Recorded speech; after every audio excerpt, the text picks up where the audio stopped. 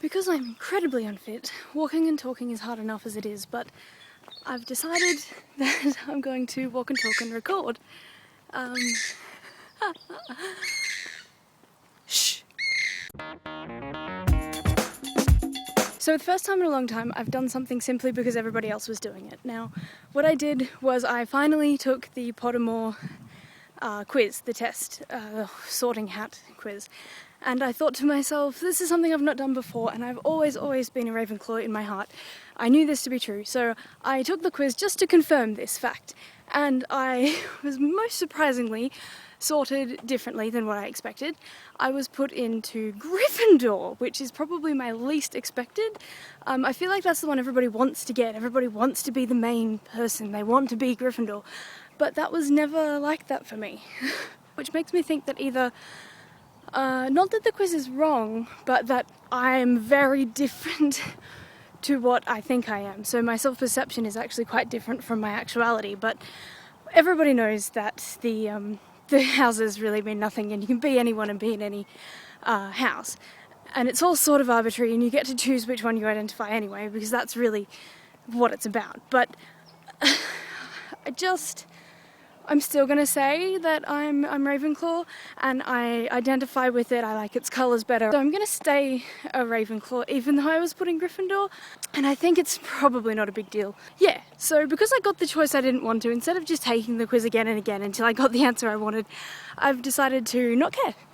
To not take it as fact, as canon, and to just continue on living as a Ravenclaw.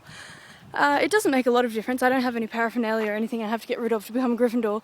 I just think that I might be dual. But self-perception and what we perceive ourselves to be compared to what we are is quite different. So maybe I think I'm a Ravenclaw because I see myself as smart and funny, but I'm actually a Gryffindor because I have to fight so hard to be who I am through my anxiety and all of that bravery that I use doesn't come across like I'm not out fighting dragons or whatever, but I think in a crisis I'd be pretty good at killing zombies. That's the one I think about the most. This is getting ranty now, and I've really run out of things to say, even though I organised what I was going to say first. Even though I did that, I'm still unprepared. Totally unprepared am I. There's actually no way to make my eyes look bigger walking like this. So I've decided to turn back early because it's way too hot out here. I'm not sure what the degrees is, but I feel like it must be pushing 30 at least. But I also haven't got any sunscreen on and I don't want to burn to a crisp. Being brave in public is getting much easier.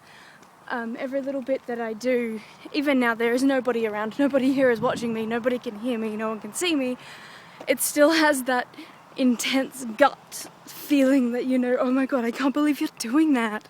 Almost like a shame that I should feel so anxious about it is just absolutely ridiculous. And even though most times when I see someone I'm pretty much shying away and pretending that I'm not doing what I'm doing, there is absolutely no reason why I should be doing that. Especially not when I'm on a roll and actually have something to talk about like I do right now.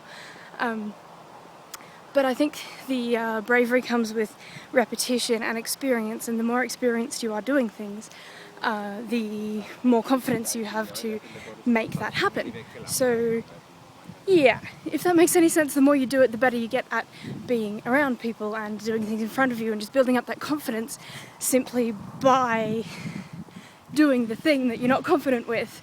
And I know that sounds very basic and like everybody should understand that, but even when you do understand it, it's the practice that helps, because you can understand for the whole world that eating well and exercising will make you feel better, but it's not until you actually eat ridiculously well and strictly and you actually do the exercise every single day, it's not until you make that commitment that things start to actually happen, and you start to get the bravery. And even though some days you still can't go into the Optus shop to ask about a new phone, you can vlog in public instead.